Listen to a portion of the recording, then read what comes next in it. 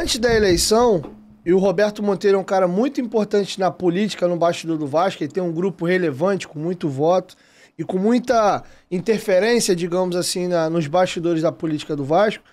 Boa parte da base daquele grupo tinha um apoio maciço do Roberto Monteiro.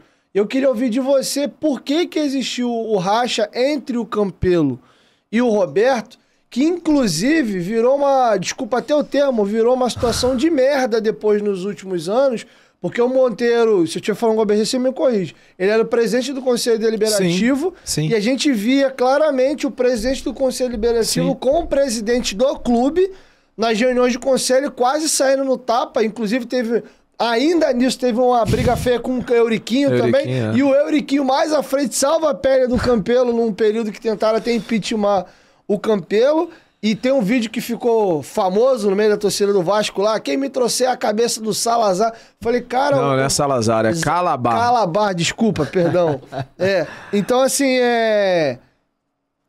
aquilo chega e me assusta, cara. Como é que a gente tá num ambiente de vascaínos, onde um presidente de um conselho importante, o outro presidente administrativo do clube, e um tá querendo a cabeça do outro, e estavam juntos pra se unir pra vencer e tirar o Eurico. Então, assim, de verdade, na minha cabeça isso não entra. E aí você que não tava exatamente no centro daquela confusão, mas participou e tava próximo, como é que você vê essa divisão, onde que tava aquele problema entre o Monteiro e o Campelo? Assim, tem uma frase que fala que toda história tem 3 versões, a sua, a minha e a verdadeira.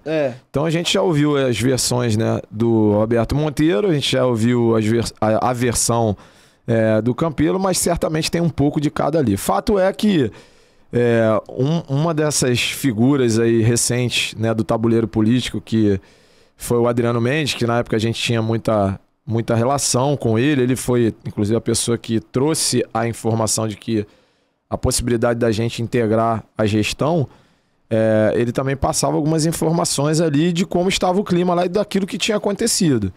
Então houve uma ruptura, né? O Adriano assumiu a época do Campelo como VP de Finanças e o Campelo confiou plenamente no Adriano e que naquele momento tentou fazer algumas mudanças ou algumas implementações e isso começou a afetar diretamente outros vice-presidentes, né? E dali começou a ter um desalinhamento em relação ao que cada um achava que era melhor para o clube, até que teve uma ruptura e realmente, como você falou, a situação ficou muito ruim, né? Imagina você ter o presidente da DA, né, em conflito constante com o presidente do CD, né? E ainda ali uma outra turma querendo morder a cabeça do Campelo direto, que tinha sido, considerava-se, né, traído por ele, que era sempre Vasco, o grupo, né, o Júlio Brandt e todo o seu time lá. Então era natural que houvesse, assim, naquele momento, ao longo dos 3 anos, foi muito ruim, né? Como instituição, foi muito ruim. Eu falei isso para o Campelo e eu acho que assim, esse é um ponto muito interessante da gente trazer aqui. Eu sempre bato nessa tecla. O Vasco tem uma história linda, a história mais bonita do futebol. Cara, o que o Vasco construiu, e aí assim, me arrepio de falar, porque até entra um pouco assim, por que você é Vasco, por que você é maluco de ter aceito a vice-presidência de patrimônio, ter dedicado teu tempo lá, não sei o quê. Assim, sempre bom esclarecer, vice-presidente, assim como presidente, não são remunerados, né?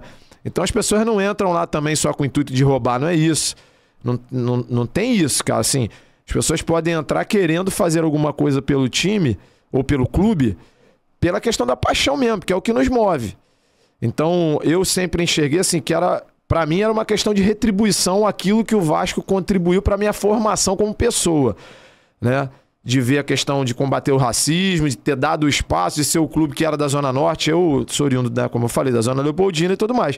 Isso, para mim, ajudou na minha construção, na formação da minha personalidade. E aí o que é incrível, que a gente exporta uma coisa, a gente tem algo que não é só o discurso, porque não é, a gente pratica isso para fora, mas dentro de casa a gente rasga todos os princípios básicos da moralidade, da boa convivência, do respeito, etc. Então, isso é muito desconfortável e me incomoda bastante. Isso é até uma das coisas, talvez um pouco pela minha característica, assim, de ser um cara né? As pessoas falam, né, que eu tenho essa capacidade de aglutinar e tudo. Então, talvez por isso eu tenha aceitado também um pouco desse desafio de liderar para tentar aglutinar e oferecer alguma opção que seja um pouco fora, mas sempre promovendo o debate e sempre tentando trazer com respeito para exercitar aquilo que a gente diz que é para fora. Enquanto eu era vice-presidente de patrimônio, uma das coisas que eu falava muito assim, minhas primeiras reuniões com a equipe de segurança do Vasco, e a gente teve uma mudança, né? Foi responsável, um dos responsáveis por uma mudança do chefe de segurança do Vasco. Quando ele chegou, eu falei a primeira coisa para ele, eu falei, cara, eu quero que a segurança do Vasco ela seja capaz de garantir a segurança sem bater em ninguém, sem clima hostil, sem espancar ninguém. Não sei olhar para as pessoas de cara feia, a gente não pode repelir o vascaíno. E tem muitas passagens aí que vai dar um podcast aí maior do que o do Casimiro para falar. Mas era uma coisa que eu falava que a gente precisava exercitar essa coisa. É tão bom a gente receber o vascaíno, as mulheres, os negros, os pobres, os operários. E, meu Deus, a gente não se respeita. E tem uma reunião no Conselho Deliberativo que as pessoas saem no tapa. É inadmissível isso. Assim, não entra na minha cabeça. E eu espero, assim, contribuir para que a gente possa ter um ambiente sempre de respeito dentro do clube. Bom, galera, para tudo e presta bastante atenção aqui. Vocês sabiam que 45% dos homens têm dificuldade de satisfazer suas parceiras naquela hora H? Mas não fica chateado não, porque eu tenho uma solução para você. O Honey Caps é um produto 100% natural e aprovado pela Anvisa que vai te ajudar a recuperar a sua virilidade naquele momento tão importante da vida adulta, tá?